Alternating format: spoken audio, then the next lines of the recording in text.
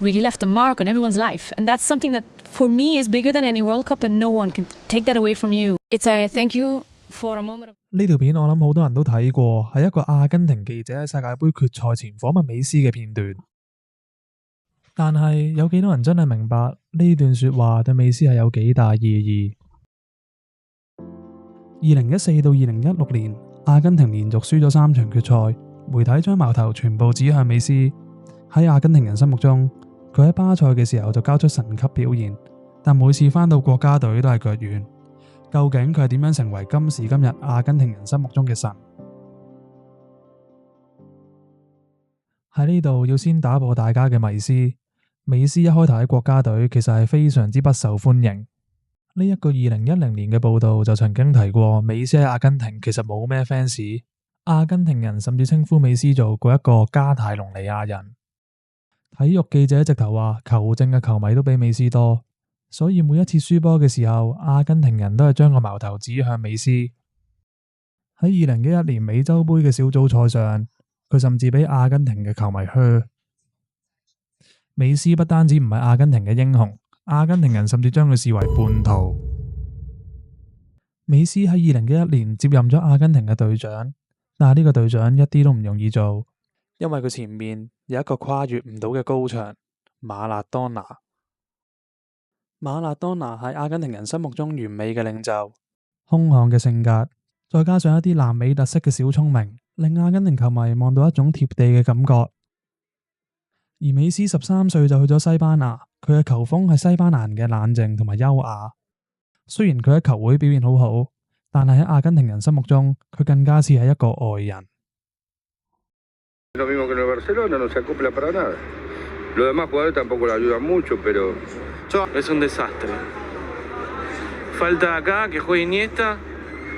因為美斯唔係阿根廷土生土長，佢始終冇取得阿根廷人嘅接納。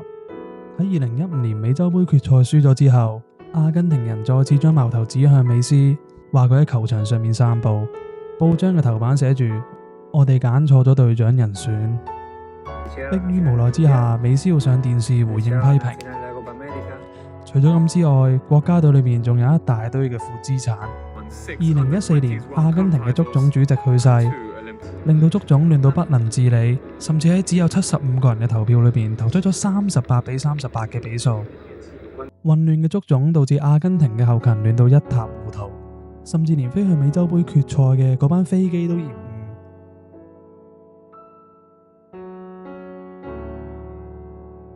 除咗咁之外，國家隊嘅保安甚至半年冇出糧，最後竟然要苦主之一嘅美斯幫手找數。都仲未講完。喺2016年美洲盃嘅開幕活動裏邊，馬勒當拿唔記得咗關咪，直接俾人聽到佢同球王比利批評美斯嘅內容。美斯，佢乖仔嚟嘅，不過就唔係領袖嘅材料啦。收到呢張好人卡之後，大家可想而知美斯當時承受幾大嘅壓力。球迷、足總、名宿，竟然冇一個人撐自己。終於去到2016年美洲盃決賽輸咗俾智利之後，美斯頂唔住壓力，佢崩潰啦。佢喺當晚即刻宣布退出國家隊。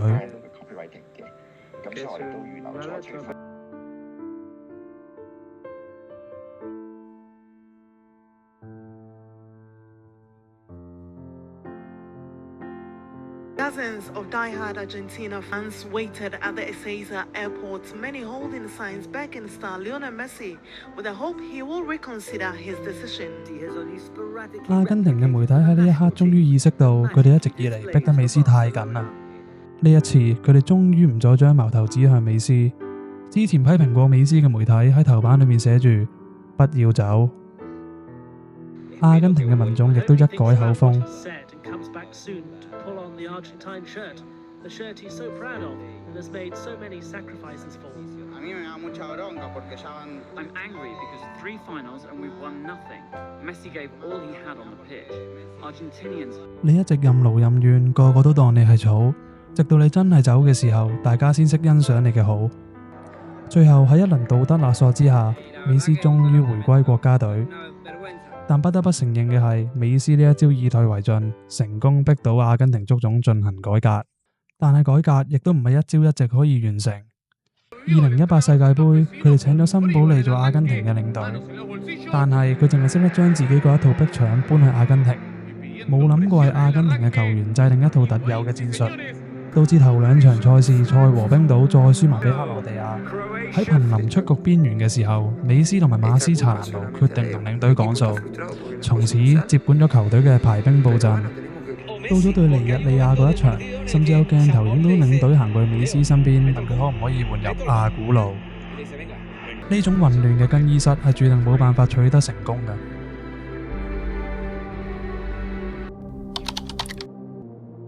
2019年，新領隊史卡朗尼上任，佢終於揾到美斯嘅說明書，就係全隊為佢一個人服務。你可能會諗，咁簡單，阿根廷不嬲都係圍住美斯嚟踢㗎啦，有咩唔同先？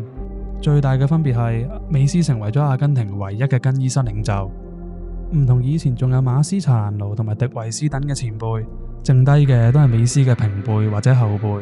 更衣室得返美斯一個做大佬，亦都係因為咁，美斯必須再次進化，佢唔可以好似以前咁匿喺後面，因為呢一次每一個人都睇佢頭，佢已經冇得匿啦。雖然2019年嘅美洲杯佢哋喺4強止步，但係美斯竟然罕有咁喺季軍戰嘅時候同智利嘅球員發生衝突，仲攞到一張紅牌。賽後佢更加拒絕出席頒獎典禮，佢仲對住鏡頭炮轟南美足協，話佢哋偏幫巴西。呢一次媒體全部公開為美斯護航，美斯頂住壓力為阿根廷人企出嚟，呢個就係阿根廷人想見到嘅隊長風範。呢一屆嘅美洲杯佢哋雖然輸咗，但係美斯贏得晒所有阿根廷球迷嘅尊重。由呢一刻開始，阿根廷變得史無前例咁團結。